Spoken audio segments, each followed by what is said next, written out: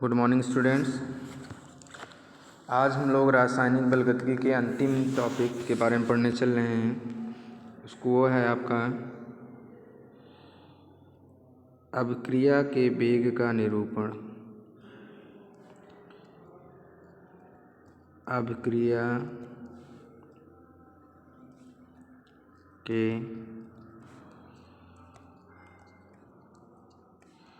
वेग का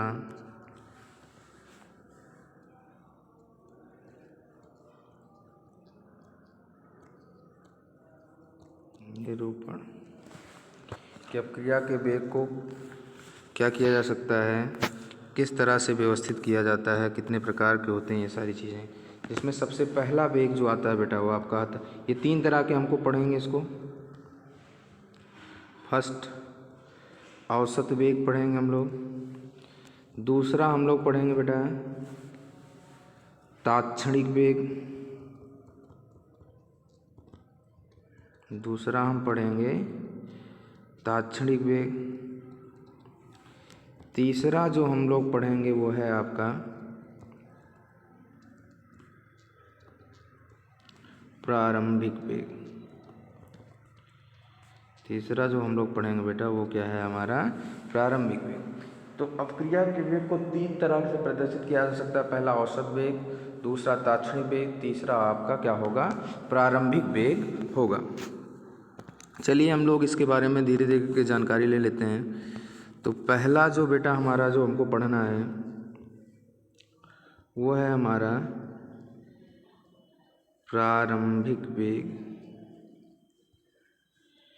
प्रारंभिक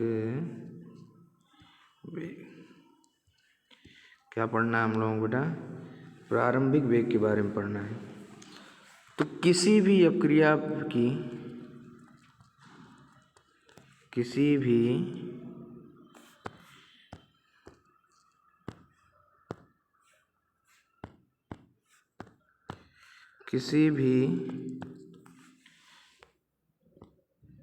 अभिक्रिया की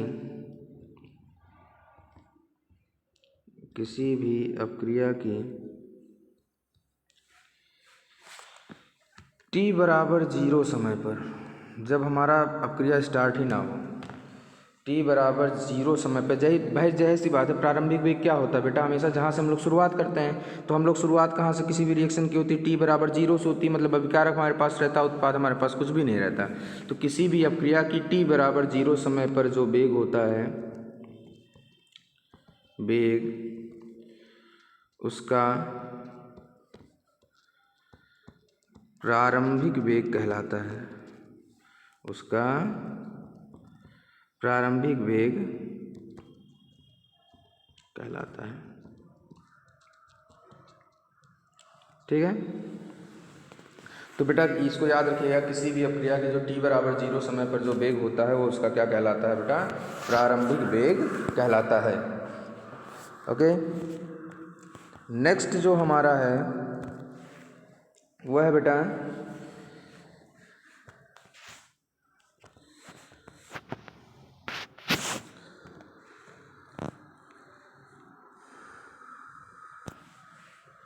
औसत वेग।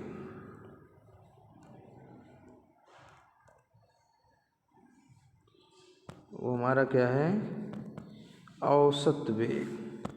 तो औसत वेग क्या होता है जरा इसको हम लोग समझ लिया जाए। किसी भी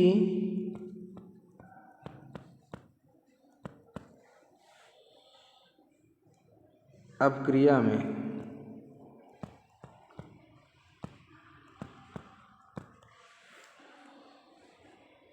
अभिकारक या उत्पाद की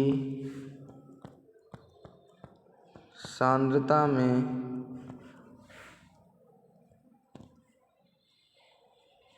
इकाई समय में होने वाला परिवर्तन, किसी भी अपक्रिया के इकाई समय मतलब किसी भी पर्टिकुलर जितने भी टाइम दिया गया हो उस टाइम में जो हमारा अभिकारक या उत्पाद की सांद्रता जो परिवर्तित होती है बेटा, उसे हम क्या कहते हैं, औसत वेग कहते हैं। इसको हम क्या करते हैं, चूँकि अगर हम इसको समझा जाए तो कुछ इस प्रकार से होगा।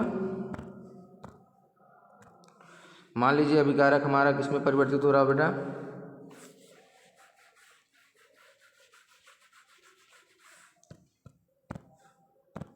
अभिकारक हमारा क्या है, किस में परिवर्तित हो रहा है, उत्पाद में परिवर्तित हो रहा है, ठीक है ना। क्योंकि अगर हम अभिकारक को आर ले लेते हैं तो क्या होगा, अगर हमारा तो औसत वेग क्या हो जाएगा इसका, अगर अभिकारक के लिए ले रहे हैं बेटा तो हमारे लिए अभिकारक के लिए क्या होता है, माइनस में होगा, कम होगा, तो delta R by delta T, यही उसका क्या हो जाएगा, औसत वेग कहलाएगा। मतलब अभिकारक की सांद्रता में इकाई समय में होने वाला परिवर्तन क्या कहलाता है, औसत वेग कहलाता है। चूँकि अभिकारक की सांद्रता हमेशा घटती है और उत्पाद की सांद्रता हमेशा बढ़ती है, इसीलिए अभिकारक की सांद्रता हमने क्या लिया है, माइनस में लिया है। एक रिएक्शन लेकर समझ लेते हैं हम लोग। जैसे एक रिएक्शन है हमारे पास ए बी बी, चेंज किस में हो रहा है, C plus D D, okay. तो अभिकारक के लिए क्या हो जाएगा, ये सब औसत वेग अगर हमको लिखना है, औसत वेग ए का औसत वेग कितना हो जाएगा, -1 upon A D A by D T. B का औसत वेग क्या हो जाएगा बेटा, -1 अपॉन B D B by, sorry यहाँ डेल्टा होगा, डेल टी नहीं होगा, क्योंकि औसत वेग जो होता है वो तात्क्षणिक परिवर्तन होता है। क्या होगा इसमें, अगर हम लोग क्या लिखना चाहें, औसत वेग लिखना चाहते हैं तो ए का औसत वेग जो हो जाएगा बेटा वो किसके इक्वल हो जाएगा, -1 upon A D delta A by delta T. B का औसत वेग बेटा हो जाएगा -1 by B delta B by delta T. अगर हम उत्पाद के लिए लिखें, चूँकि उत्पाद की सांद्रता हमेशा बढ़ती है, तो सी का कितना हो जाएगा, 1 अपॉन सी, इसमें माइनस का साइन नहीं रहेगा क्योंकि इसका बढ़ेगा, तो delta C upon delta T. और डी का अगर होगा तो 1 upon D delta A delta D by delta T. ये सारे के सारे किसके इक्वल हो जाते हैं बेटा, के इक्वल हो जाएंगे। जो कांस्टेंट हमको जो कुछ भी दिया होगा उसके इक्वल हो जाएंगे। फिलहाल चलिए एक न्यूमेरिकल से हम लोग क्या करते हैं, इसको हम समझने की कोशिश करते हैं। तो क्वेश्चन है, कह रहा है पी में सांद्रता 0.06 मोलर से 20 मिनट में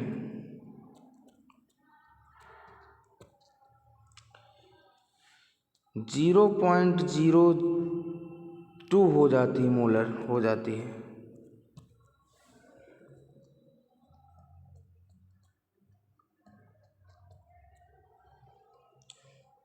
औसत वेग की गणना कीजिए।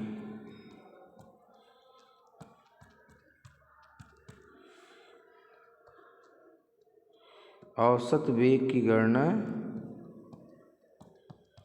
कीजिए। चलिए हम लोग औसत वेग की गणना करते हैं। तो औसत वेग की गणना करने के लिए पहले बेटा हम लोग देख लेते हैं दिया क्या हुआ हमको। R1 सांद्रता पहले में दी गई 0.06 और R2 सांद्रता दी गई है, दी है 0.02। तो सांद्रता परिवर्तन कितना होगा, डेल्टा आर इक्वल टू हो जाएगा R2 माइनस R1।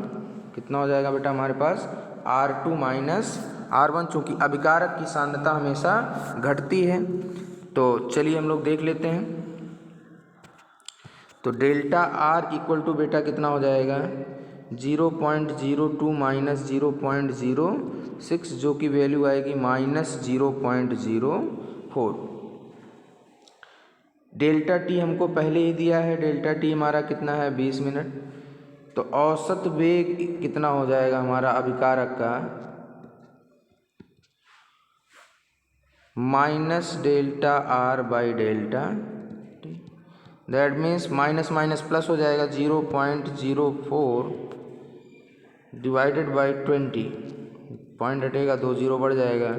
जो भी वैल्यू आएगी हमारी वही हमारा क्या होगा, इस अपक्रिया का क्या होगा, औसत वेग कहलाएगा बेटा। ओके,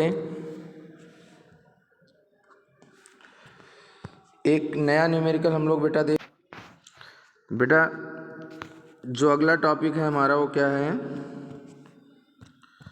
तात्क्षणिक वेग। मतलब किसी क्षण पर, तो किसी जैसे अभी निकालना है तो हमको अभी निकाल सकते हैं उसको, किसी निश्चित क्षण पर, जिस क्षण पर निकाला जाए उसको, किसी निश्चित क्षण पर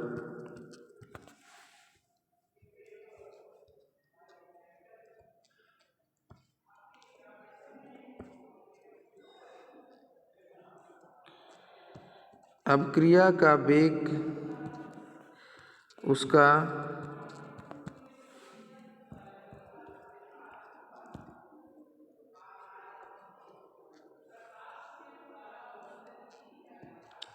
तात्क्षणिक वेग कहलाता है। उसका तात्क्षणिक वेग कहलाता है। मतलब किसी निश्चित क्षण पर अपक्रिया का जो वेग होता है बेटा वो क्या कहलाता है, उसका तात्क्षणिक वेग कहलाता है। तो इसको हम लोग देख लेते हैं। चलिए,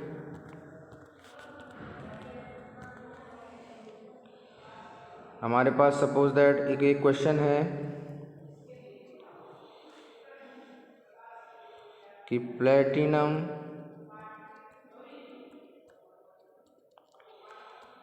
की सतह पर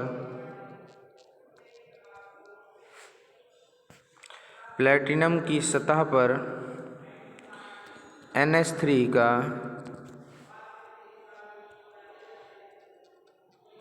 अपघटन शून्य कोट की अपक्रिया है। शून्य कोट की अपक्रिया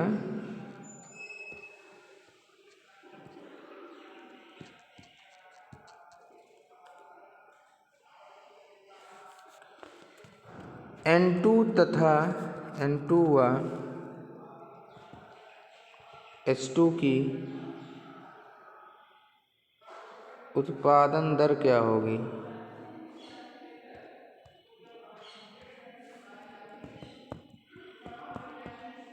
यदि K बराबर 2.54 इंटू 10⁻⁻⁴। तो बेटा हमको K की वैल्यू हमको दी गई है। अब क्रिया कह रहा है प्लेटिनम का अपघटन करना है बेटा। चलिए हम लोग इसको सॉल्व करते हैं। तो अपघटन हो रहा है, दैट मीन्स 2NH3 हमारा किस में टूटेगा बेटा, N2 + 3H2 में टूटेगा। अगर हम लोग इसके लिए लिखना चाहें तो क्या होगा आपका, इसके लिए हो जाएगा आपका NH3 1/2 D, क्योंकि तात्क्षणिक वेग को d/dt से रिप्रेजेंट करते हैं हम लोग। तो यहाँ क्या हो जाएगा d NH3/dt इक्वल टू दी 1/1, चूँकि उत्पाद प्लस में रहेगा, dN2/dt बराबर 1/3 dH2/dt। ये सारा का सारा किसके इक्वल हो जाएगा, उसके वेग स्थिरांक के इक्वल हो जाएगा। जो अपक्रिया का वेग k होता है वेग स्थिरांक के इक्वल हो जाएगा। दैट मीन्स यहाँ से हम सारी वैल्यू क्या कर सकते हैं, फाइंड आउट कर सकते हैं। चलिए बेटा फाइंड आउट करने की कोशिश करते हैं हम लोग। तो पहला -1/2 dNH3/dt इक्वल टू हमारे पास क्या हो जाएगा, K बराबर 2.54 इंटू 10⁻⁻⁴। तो यहाँ dNH3/dt कितना हो जाएगा हमारे पास, 2 इंटू 2.54 इंटू 10⁻⁻⁴। दैट मीन्स 2 4 जा 8, 2 5 जा 10 और 2 2 जा 4 1 5 इंटू 10⁻⁻⁴। ये किसकी उत्पादन दर होगी, अपघटन दर, NH3 की हमारी अपघटन दर हो जाएगी। इसी तरह से हम क्या कर लेंगे, dN2/dt को मतलब कैलकुलेट कर लें, dN2/dt इक्वल टू दी क्या हो जाएगा बेटा हमारे पास, K equal to the 2.54 into 10⁻⁻⁴। ये इसी के इक्वल हो जाएगा। 1/3 dS2/dt इक्वल टू K, तो dH2/dt इक्वल टू हो जाएगा 3 into K, that means 3 into 2.54 into 10⁻⁻⁴। 3 4 जा 12, 3 5 जा 15 1 16, 3 2 जा 6 1 7.64 इंटू 10⁻⁴। ये क्या हो जाएगा बेटा, H2 की उत्पादन दर हो जाएगी। ये कुछ न्यूमेरिकल्स थे बेटा जो आपके इस पर आधारित पूछे जाते थे। आज के लिए इतना ही बेटा, दैट्स ऑल, थैंक यू।